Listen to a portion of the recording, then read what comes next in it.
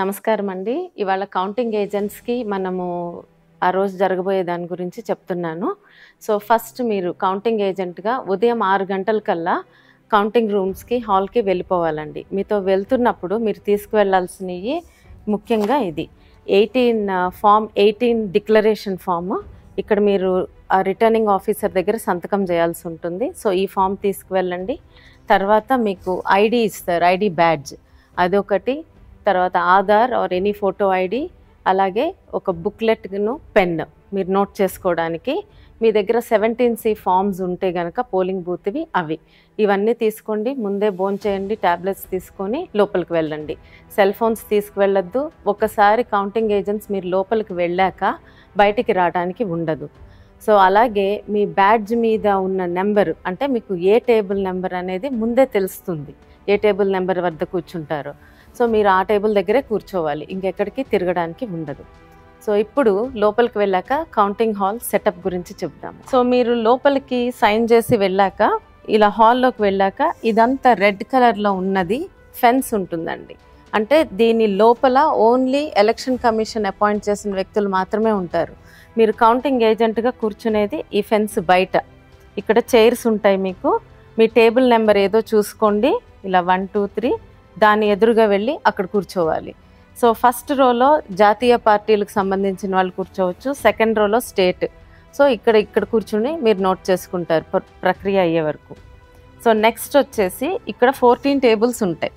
So, ఇది MLA setup ఒకటి ఉంటుంది, ఎంపీకి ఒక కౌంటింగ్ హాల్ ఉంటుంది. సో, 2 కౌంటింగ్ హాల్స్ ఉంటాయి. సో, ఎక్కడైనా సరే 14 టేబుల్స్ ఉంటాయి. ఈ 14 టేబుల్స్లో ఒక్కొక్క టేబుల్ వద్ద మీకు ఒక కౌంటింగ్ సూపర్వైజరు, కౌంటింగ్ ఆఫీసరు, ఒక అబ్జర్వరు ఉంటారనమాట. అలాగే ఒక రిటర్నింగ్ ఆఫీసర్ ఉంటారు, ఒక అసిస్టెంట్ రిటర్నింగ్ ఆఫీసరు, మన ఏజెంట్, ఇంకొక ఏజెంట్.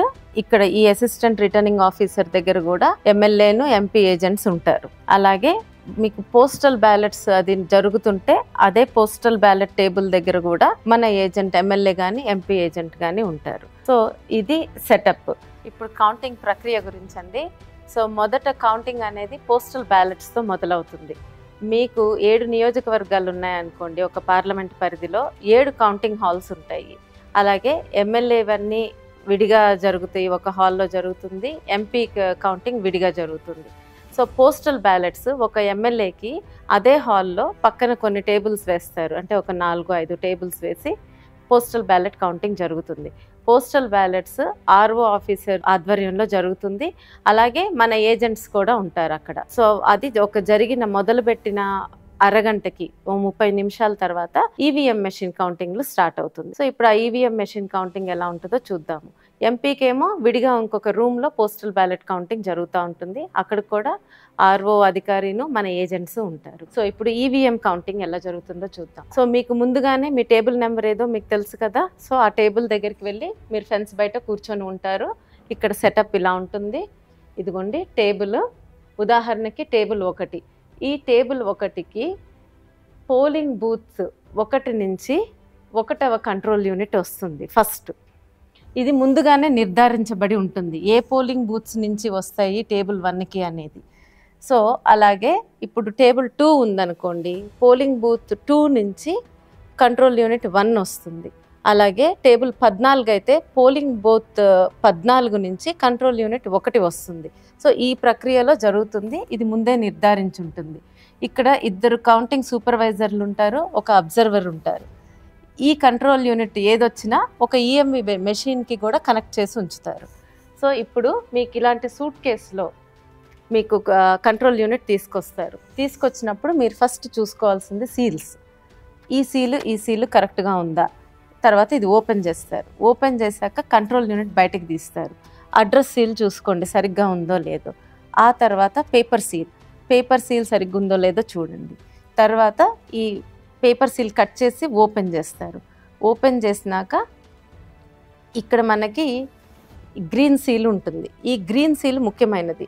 ఈ గ్రీన్ సీల్ కరెక్ట్గా ఉండాలి. ఇది కనుక బ్రేక్ అయి ఉంటే మీరు వెంటనే రిటర్నింగ్ అధికారికి, ఆర్ఓకి తెలియజేయండి. సో, ఆ గ్రీన్ సీల్ కూడా కరెక్ట్గానే ఉందనుకోండి, అప్పుడు మీకు మెషిన్ ఆన్ చేస్తారు. మెషిన్ ఆన్ చేశాక రిజల్ట్ బటన్ నొక్కే ముందు మీకు ఈ సూట్ కేసు ఉంది కదా, దానిలో 17C బయటికి తీస్తారు. బయటికి తీసి మీకు క్లియర్గా ఇక్కడ చదువుతారు. ఇది తీసినప్పుడు మీ దగ్గర కూడా 17C ఫామ్ ఉండాలి, మీరు పోలింగ్ డేట్ నుంచి తెచ్చుకున్నది. అది లేకపోతే మీకున్న పేపర్లో ఆ ఇన్ఫర్మేషన్ ఉంటే గనక మీరు దాన్ని సరిచూసుకోండి. ఇక్కడ ముఖ్యంగా పోలింగ్ బూత్ నెంబర్ చదువుతారు, అది చూసుకోండి. ఆ తర్వాత నెక్స్ట్ కంట్రోల్ యూనిట్ నెంబర్ చదువుతారు, అది కూడా మీతో సరిగ్గా ఉందో లేదో చెక్ చేసుకోండి మీ దగ్గర ఉన్న 17Cలో. తర్వాత టోటల్ ఓట్స్, అంటే ఆ బూత్లో టోటల్ ఓట్స్ ఎన్నైనాయో చూపిస్తారు, ఆ నెంబర్ కూడా మీరు నోట్ చేసుకోండి. ఫస్ట్ ఇది మీరు చేయాల్సింది. తర్వాత ఈ గ్రీన్ సీల్ సరిగ్గానే ఉంది అనుకున్నాక ఈ బటన్ నొక్కుతారనమాట. ఈ బటన్ నొక్కగానే మీకు రిజల్ట్స్ కనిపించడం మొదలవుతాయి. సో రిజల్ట్స్ వస్తున్నప్పుడు ఫస్ట్ మీకు పోలింగ్ తేదీ కనిపిస్తుంది, నోట్ చేసుకోండి. తర్వాత టోటల్ నెంబర్ ఆఫ్ ఓట్స్ కనిపిస్తాయి. ఆ టోటల్ నెంబర్ ఆఫ్ ఓట్స్ మనకి ఇప్పుడు ఈ 17Cలో మీరు ముందు చూసుకున్నారు కదా, ఆ ఓట్స్ నెంబర్ కరెక్ట్ టాలీ అవ్వాలి. ఒకవేళ అది టాలీ అవ్వలేదనుకోండి, వెంటనే ఆర్ఓ ఆఫీసర్కి తెలియజేయండి. అప్పుడు టాలీ అవ్వకపోతే ఆయన వచ్చి ఆ మెషిన్ని మళ్ళీ పక్కకు తీసుకువెళ్తారనమాట. తీసుకువెళ్ళి మీరు ఆ రౌండ్ ఖాళీగా ఉంటారు. తర్వాత ఈ రిజల్ట్స్ స్టార్ట్ అవుతాయి, కనిపించడం స్టార్ట్ అవుతుంది మీకు. ఆ క్యాండిడేట్ 1, 2, 3 నోటా వరకు రిజల్ట్స్ డిస్ప్లే అవుతాయి. మీరు ప్రతిదీ మీ క్యాండిడేట్ది ముఖ్యంగా చూసుకొని అన్నీ నోట్ చేసుకోండి, నోటాతో సహా నోట్ చేసుకోండి. ఇవన్నీ ఏం ప్రాబ్లం లేకుండా జరిగిపోతే మీరు నోట్ చేసుకుంటున్నట్టే ఈ కౌంటింగ్ సూపర్వైజర్ కూడా 17C పార్ట్ 2 ఫిల్ చేస్తూ ఉంటారు, మీతో పాటు అన్ని రిజల్ట్స్ నోట్ చేస్తారు. మీకు ఒకవేళ రిజల్ట్స్ మళ్ళీ చూడాలనుకుంటే రిటర్నింగ్ అధికారిని అడిగితే ఆర్ఓని మీకు మళ్ళీ రిజల్ట్ బటన్ నొక్కితే మళ్ళీ అన్నీ కనిపిస్తాయి. ఒకవేళ ఇదంతా సవ్యంగా అయిపోయింది, అందరూ అగ్రీ అయ్యారనుకోండి, ఒప్పుకుంటే మీకు కౌంటింగ్ సూపర్వైజర్ 17C పార్ట్ 2 సంతకం పెట్టమని అడుగుతారనమాట. సో దానిలో మీకు ఆ కంట్రోల్ యూనిట్ నెంబర్ కూడా రాసి, అవును ఇది ఇదే కంట్రోల్ యూనిట్లో జరిగింది కౌంటింగ్ అని చెప్పి మీరు సంతకం పెడతారు. అందరూ సమ్మతమే అయితే ఆ పేపర్ తీసుకెళ్ళి కౌంటింగ్ సూపర్వైజర్ ఆర్ఓకి అందజేస్తారు. ఆయన అది కూడా సరి చూసుకొని కరెక్ట్గా ఉంటే మైక్లో అనౌన్స్ చేస్తారు, బోర్డు మీద కూడా ఈ రిజల్ట్స్ అన్నీ డిస్ప్లే చేస్తారు. ఇదంతా జరిగితే ఒక రౌండ్ ప్రక్రియ కంప్లీట్ అయినట్టు. సామాన్యంగా ఈ రిజల్ట్స్ అనేది 2-3 నిమిషాల్లో అయిపోతుంది, కానీ ఈ చెకింగ్ అంతా అవ్వడానికి మినిమం అరగంట పడుతుంది. సో దాంతో ఒక రౌండ్ అయినట్టు. ఆ రౌండ్ అయిపోయాక నెక్స్ట్ ఈ అనౌన్స్ చేసిన పేపర్ ఈ 17C పార్ట్ 2ని ఇంకొక ఆఫీసర్కి ఇస్తారు. అది ఫామ్ 20లో ఇదన్నీ భద్రపరుస్తారు. ఫామ్ 20ని బట్టే మనకి తర్వాత క్యాండిడేట్స్కి అందించేది, దాన్ని బట్టే మన డిక్లేర్ చేసేది రిజల్ట్ని. సో ఇప్పుడు ఇదంతా అయిపోయాక మళ్ళీ మీ టేబుల్కి పోలింగ్ బూత్ 1 నుంచి సెకండ్ కంట్రోల్ యూనిట్ వస్తుందన్నమాట. సో అట్లా రెండో రౌండు ఆ నియోజకవర్గంలో ఉన్న పోలింగ్ బూత్స్ అన్ని కంట్రోల్ యూనిట్స్ అయిపోయే వరకు ఈ ప్రక్రియ కొనసాగుతుంది, అన్ని రౌండ్స్ అవుతాయి. మొత్తం నియోజకవర్గంలో అన్నీ అయిపోయినాయి అనుకోండి, మీకు లాస్ట్లో ఒక వీవీప్యాట్ మెషిన్ ఒక 5ని లాటరీ సిస్టంలో తీస్తారు. తీసి ఇక్కడే మీకు పక్కన ఇంకొక గదిలో మీ అందరికి కనిపిస్తుంది, అక్కడే వాటిని కౌంట్ చేస్తారు. ఆ పేపర్ స్లిప్స్ అన్నీ కౌంట్ చేస్తారు.